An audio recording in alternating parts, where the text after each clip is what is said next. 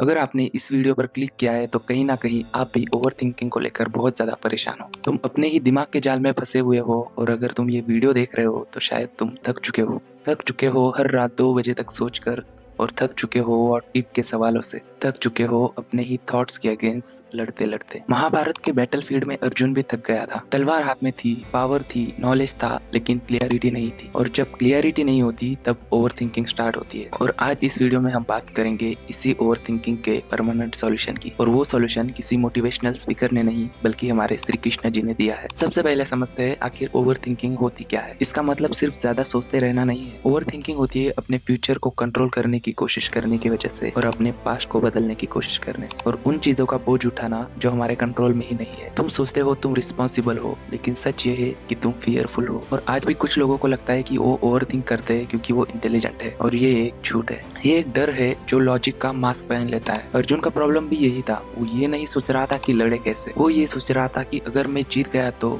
अपनों को मारकर जीतने का क्या मतलब, लोग क्या कहेंगे, और अगर हार गया तो। देखा आपने, रणभूमि से पहले ही दिमाग में वॉर शुरू हो गई थी। कुछ लोग होते हैं जो एग्जाम से पहले 10 बार सिलेबस चेक करते हैं, जो पढ़ते कम है और टेंशन ज्यादा लेते हैं, या फिर जो बॉस के एक एक्सप्रेशन को 20 की मीनिंग दे देते हैं। और सबसे ज्यादा वो जो परफेक्ट बनना चाहते हैं। सेंसिटिव लोग जो हर बात को डीपली फील करना चाहते हैं। उनका हर्ट तो स्ट्रांग होता है लेकिन उनका माइंड उन्हें तोड़ देता है। ओवर थिंकिंग अपने पीक पर होती है रात के 11 बजे के बाद, जब पूरी दुनिया सो रही होती है लेकिन तुम्हारा दिमाग जाग रहा होता है। लाइट्स ऑफ, फोन साइड में, और सडनली पूरी लाइफ रिवाइंड होने लगती है। और कंपैरिजन ने इस प्रॉब्लम को और ज्यादा डेंजरस बना दिया है। इंस्टाग्राम पर सब लोग सक्सेसफुल लगते हैं, सब लोग कॉन्फिडेंट लगते हैं, और तुम अपनी रियल लाइफ को उनकी एडिटेड लाइफ से कंपेयर करने लगते हो। और फिर दिमाग बोलता है मैं पीछे रह गया हूँ, मैं इनफ नहीं हूँ, या फिर मैं फेल हो जाऊंगा। और वहीं से ओवर थिंकिंग का लूप स्टार्ट होता है। देखो, अब मैं तुम्हें श्री कृष्ण जी का रूल बताता हूँ। श्री कृष्ण जी ने अर्जुन से कहा था तुम्हारा अधिकार सिर्फ कर्म पर है, फल पर नहीं। इसका मतलब सिंपल है, तुम एक्शन को तो कंट्रोल कर सकते हो पर अपने रिजल्ट को नहीं। लेकिन जब तुम रिजल्ट को कंट्रोल करने की कोशिश करते हो तो वो तुम्हें तोड़ देता है। अर्जुन का प्रॉब्लम वॉर नहीं था,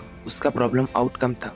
वो फ्यूचर देख कर ही डर गया था। ओवर थिंकिंग तब स्टार्ट होती है जब तू अपने कंट्रोल के बाहर की चीज पकड़ने की कोशिश करते हो। अब इसका प्रैक्टिकल सॉल्यूशन बताता हूँ। एक पेपर लो, उसमें 2 कॉलम बनाओ। लेफ्ट साइड लिखो जो मेरे कंट्रोल में है, और राइट साइड लिखो जो मेरे कंट्रोल में नहीं है। एग्जाम्पल, जो कंट्रोल में है वो मेहनत, कंसिस्टेंसी, प्रिपरेशन और एटीट्यूड। जो कंट्रोल में नहीं, रिजल्ट, लोग क्या कहेंगे, टाइम और लक। अब सच बताना, तुम सबसे ज्यादा एनर्जी किस साइड पे वेस्ट करते हो? राइट साइड पर, और इसी वजह से तुम थक जाते हो। जब भी ओवर थिंकिंग स्टार्ट हो, अपने दिल पर हाथ रखो, आंखें बंद करो, 3 डीप ब्रेथ्स लो और धीरे से बोलो मैं सिर्फ अपने एक्शन के लिए जिम्मेदार हूँ, रिजल्ट मेरी रिस्पॉन्सिबिलिटी नहीं है, मैं अपना बेस्ट दूंगा, बाकी श्री कृष्ण जी देख लेंगे। ये सरेंडर वीकनेस नहीं है, ये क्लियरिटी है। अर्जुन ने जब सरेंडर किया था तो उसे क्लियरिटी मिली थी। जब तक वो खुद ही सब कंट्रोल करना चाह रहा था तब तक वो कंफ्यूज था। जैसे ही उसने गाइड एक्सेप्ट किया वैसे ही उसे डायरेक्शन मिली। तुम सोचते हो अगर तुम ज्यादा ओवर थिंक करोगे तो तुम सेफ हो जाओगे, लेकिन ज्यादा सोचना तुम्हें सेफ नहीं बना देता, वो तुम्हें स्लो बनाता है। और लाइफ में स्लो होना